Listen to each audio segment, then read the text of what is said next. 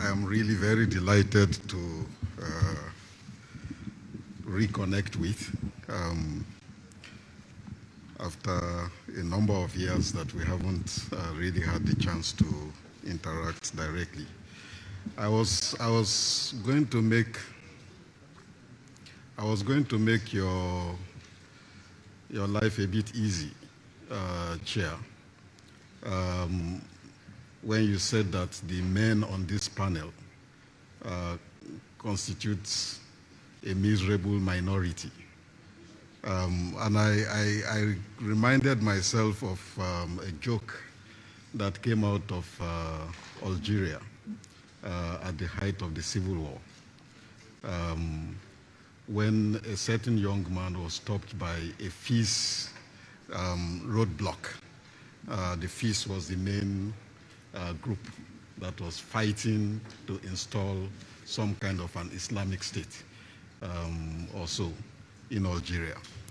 And he was with his girlfriend in the car. Now, it was bad news to be stopped by FIS under those conditions. And the commander of the group asked the young lady, "What are you doing with this guy?" And she tried to explain. He said, "Well, what's your name?" And she said, "Well, Amina." "Well, okay, I'll forgive you this time because my mother is also called Amina. So you get out of the car and go."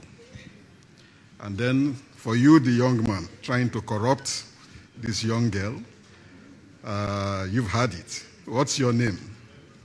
He said, "Well, they named me Ibrahim, but generally at home, they also call me Amina."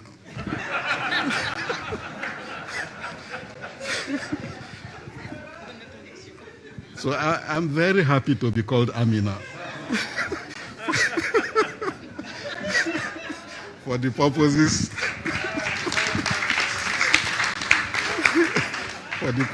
of this panel, right?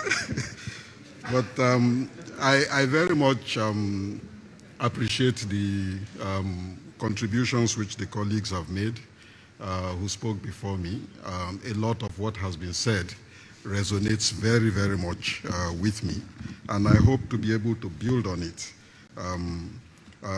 and doing so with a bit of a recollection.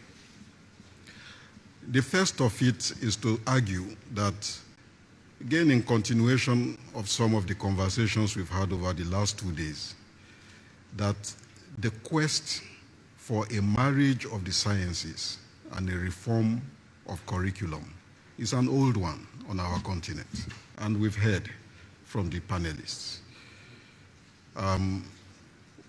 One area where I think we need to place emphasis in that historicization is also the fact that, to its credit, the humanities actually led that quest more than any of the other body of disciplines.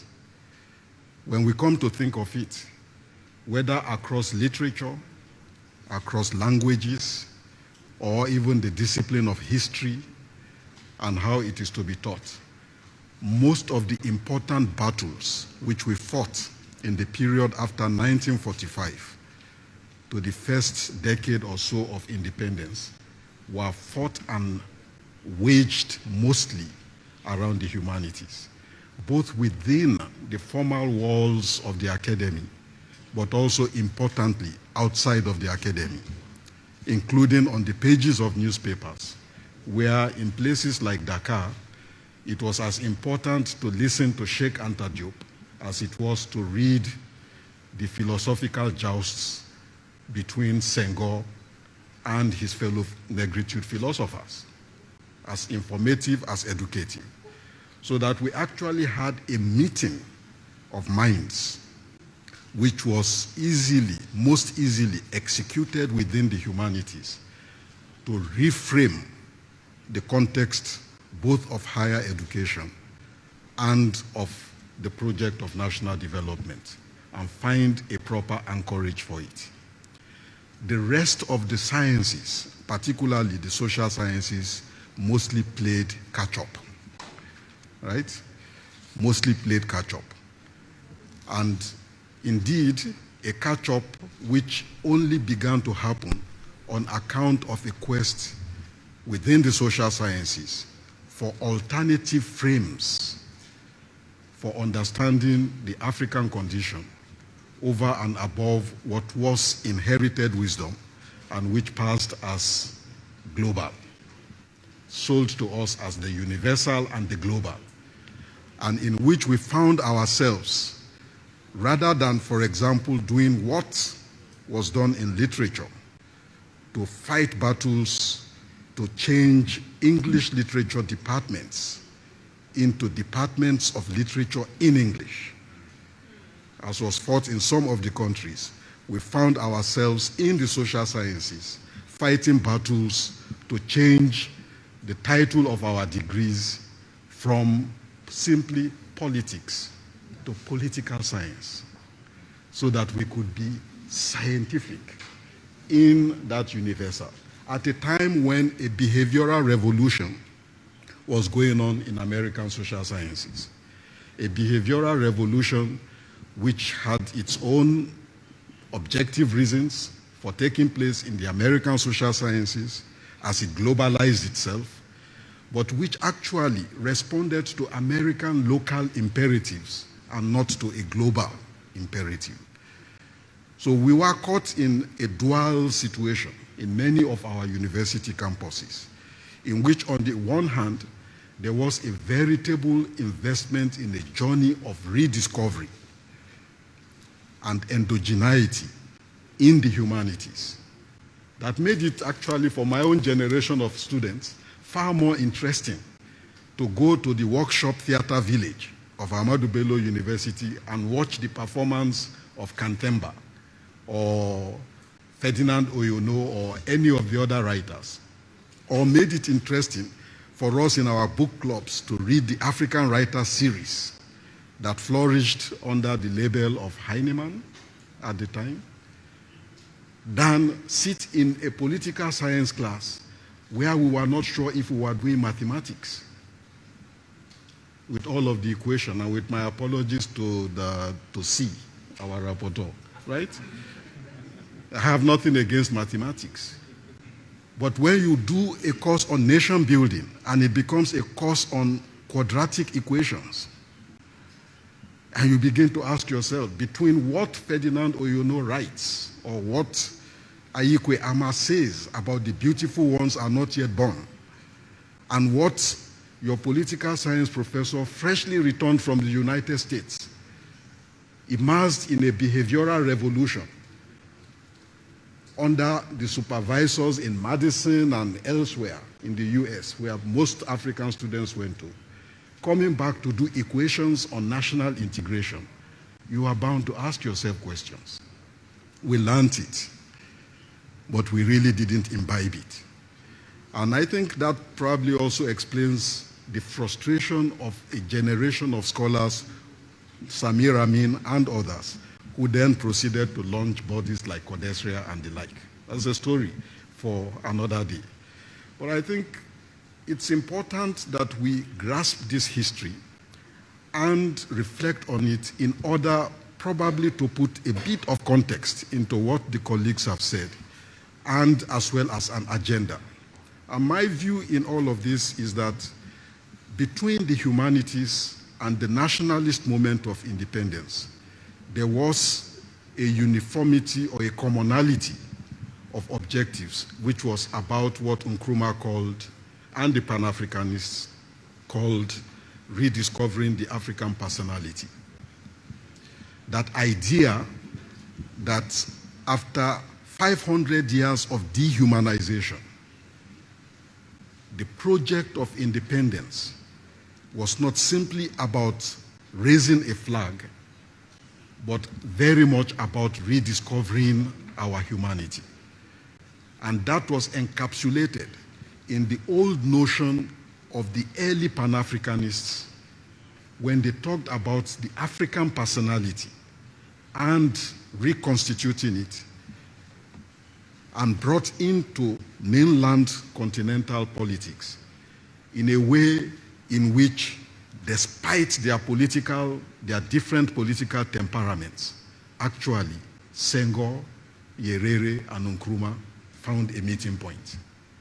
Because after all, what was Senghor's negritude about, if it was not about the rediscovery of our personality?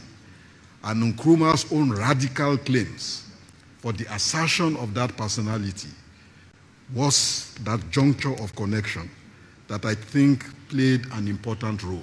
And my question to us today, in the context of everything that has been said, which I agree with, is basically to say that that business of rediscovering our personality is an unfinished business.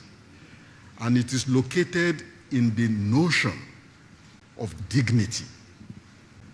For me, that idea of dignity, the dignity, number one, of human life, and the dignity of the African. And until we are able to actually place that notion, that idea of dignity as the starting point for the construction of a vision of society, I don't think we are going to go far. Because, of course, there were people who fought. I mean, Sheikh Anta Diop fought intellectual battles. Wole Soyinka fought battles. At the point, even had to leave the university system because, you know, his disruption, his fights, like Sheikh Anta Diop was also disruptive, right? We celebrate Sheikh Anta Diop after his death. Whilst he was alive, he was seen as a disruptive figure, like Yusuf Bala Usman in Zaria, disrupted history. And they are saying, no, there is a way of teaching history. And he said, no, there is no way of teaching history. We disrupt it and reconstitute it. Now, I think in order for us to carry that battle forward, we need to be able to place that idea of the African personality that was at the heart of Pan-Africanism into our discourses of dignity.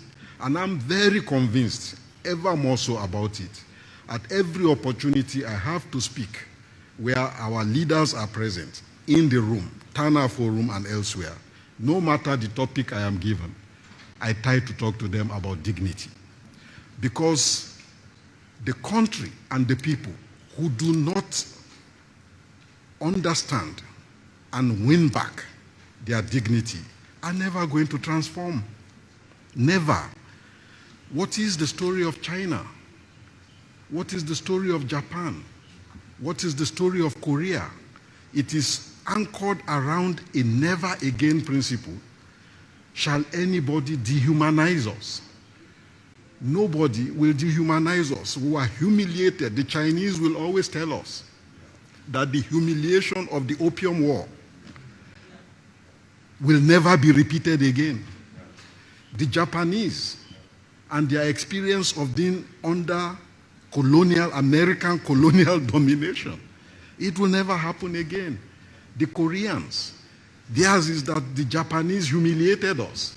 And to this day, as you know, between Korea and Japan, despite the fact that they are the two biggest trading partners with each other, the Yakuza, the shrine business, and the memories of the war, I tell the Japanese, you must apologize. You humiliated us.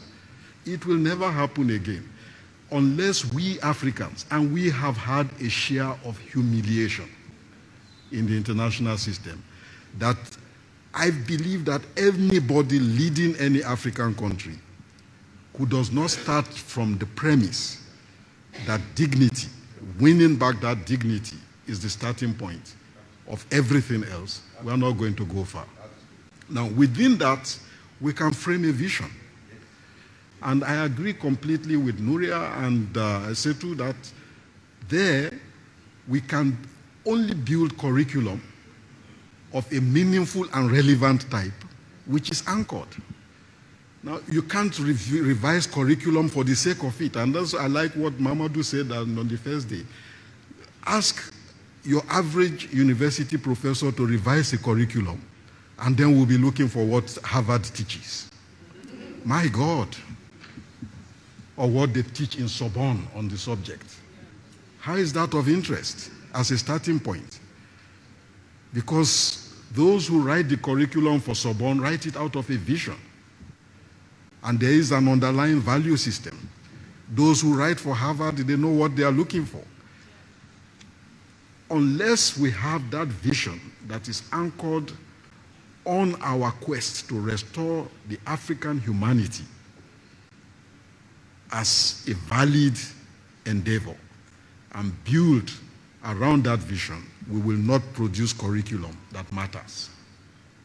And I agree also with the minister that in that framework, the issue of disciplinarity becomes actually a subsidiary question, not the original question, not the initial question.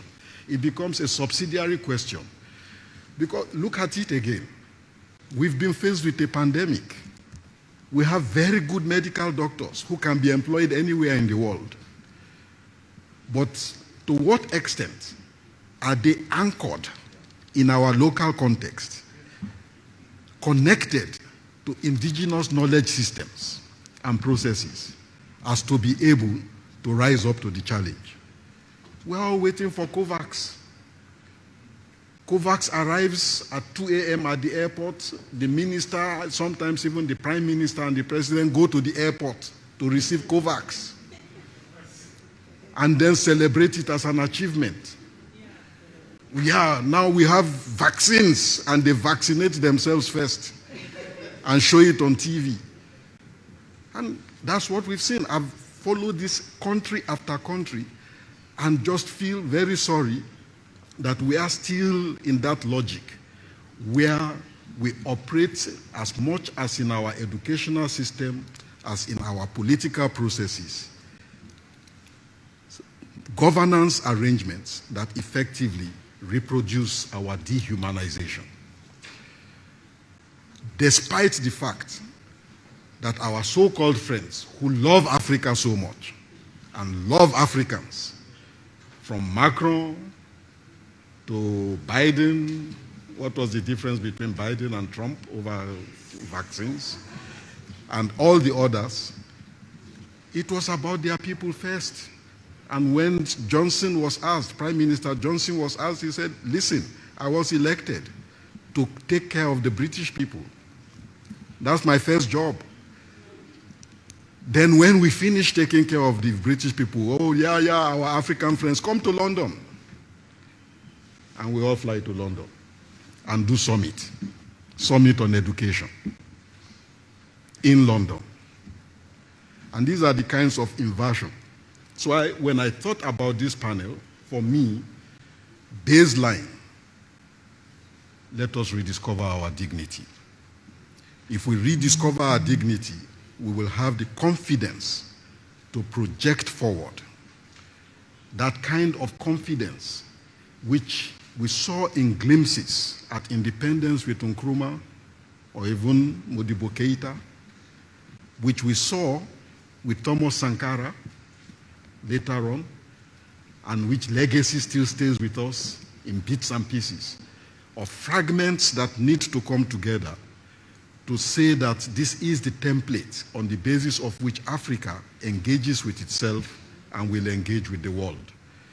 And in that way, we are not going to be in a situation of simply mimicking curriculum from elsewhere in the world and following trends of which we are not part of a mainstream and introducing changes in our degree awarding arrangements only because Harvard is now awarding degrees in the field, so it's now okay to start awarding degrees, but on the basis of history, on the basis of need, and on the basis of where we want to go to. Curriculum is a statement of ambition, and nobody can be ambitious for us. We have to be ambitious for ourselves. This is Amina. Thank you.